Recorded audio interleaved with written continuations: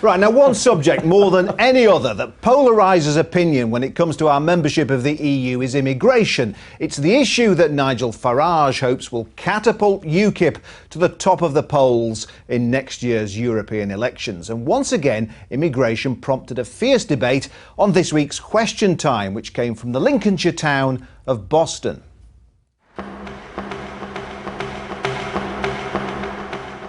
Boston has seen a huge influx of migrant workers in recent years, many opening up new businesses in the town. But not everyone has welcomed the arrival of these new families, the majority from Eastern Europe. And it's a subject that not surprisingly played centre stage on this week's Question Time. My family have lived in Boston for nearly 200 years now, and we have to fight for services that seem to get handed to newcomers on a plate. How can this be right? What this town has been through is a population explosion over the course of the last 15 years, which is a direct result of our membership of the European Union. People come here to work. You do not talk facts, you talk prejudice. Everyone can That's come. What you talk, Everyone and you can come. scaremonger, and you put fear in people's hearts.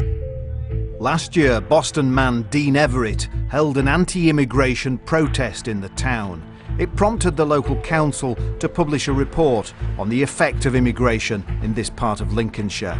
However, Mr Everett says things haven't changed. I still think there's a wider issue. I mean, the fact the government have let so many people in now, they're saying that the English kids don't want the work. Well, the English kids can't get the work because the Polish nationals are here and they've taken the work. And until they create some jobs for these people to have, then we're going to have a lot of unemployment in this area. I spoke to Jurat, who teaches English and chairs Boston's Lithuanian community. She said immigration has had an overwhelmingly positive effect on this area. They are very hard-working, especially the Lithuanian community, and they pay taxes and they do a very good impact. And I think that they make contribution for English life and also for economy.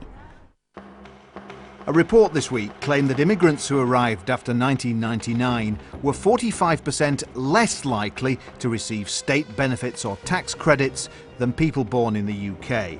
And those from the European Economic Area had paid 34% more in taxes than they received in benefits. What matters for political decisions is whether on average immigrants from these countries have made a negative or a positive contribution. And our findings that those immigrants who arrived after 1999 very clearly establish that that contribution has been positive and quite remarkably so. We have conducted research on the fiscal impact of immigration to this country and focusing on immigrants who arrived after 1999, we found that those who come from EEA countries, which is European countries and some smaller associated member countries, have made a substantial contribution to the fiscal system in the UK. UKIP celebrated winning 16 seats on Lincolnshire County Council earlier this year, but 6 of those councillors, including the group's former leader Chris Payne, have now been kicked out of UKIP due to dispute with the party leadership. Nigel Farage will be hoping to keep internal squabbles at bay if he's to cash in on the anti-EU vote in next year's Euro elections. Barry Sherman, why do you think so many voters